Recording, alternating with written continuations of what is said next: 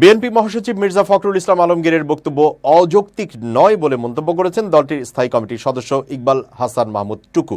মির্জা ফখরুলের সাক্ষাৎকারের পর অন্তর্বর্তী সরকারের তথ্য ও সম্প্রচার মন্ত্রণালয়ের উপদেষ্টা মোহাম্মদ নাহিদ ইসলামের বক্তব্যের প্রতি দৃষ্টি আকর্ষণ করলে তিনি এই মন্তব্য করেন।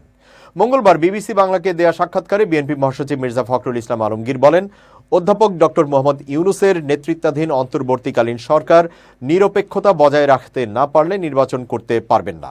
তার এই সাক্ষাৎকারের প্রতিক্রিয়ায় অন্তর্বর্তীকালীন সরকারের তথ্য সম্প্রচার মন্ত্রণালয়ের উপদেষ্টা মোহাম্মদ নাহিদ ইসলাম বলেছেন, বিএনপি মহাসচিবের নিরপেক্ষ সরকারের দাবি মূলত আরেকটা ১-১১ সরকার গঠনের ইঙ্গিত বহন করে। এই প্রসঙ্গে ইকবাল হাসান মাহমুদ টুকু মানব জমিনকে এক সাক্ষাৎকারে বলেন, বিএনপি মহাসচিবের বক্তব্যে অযৌক্তিক কিছু দেখি না।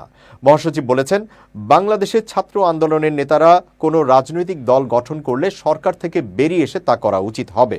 আমরা নিরপেক্ষ নির্বাচনের জন্য আন্দোলন ও সংগ্রাম করেছি। আপনি সরকারের থেকে বিএনপির বিরুদ্ধে বক্তব্য দেবেন, আবার দল গঠন করে নির্বাচনে অংশগ্রহণ করবেন, তাহলে তো নিরপেক্ষতা হলো না। সুতরাং নির্বাচন করতে হলে পদত্যাগ করতে হবে।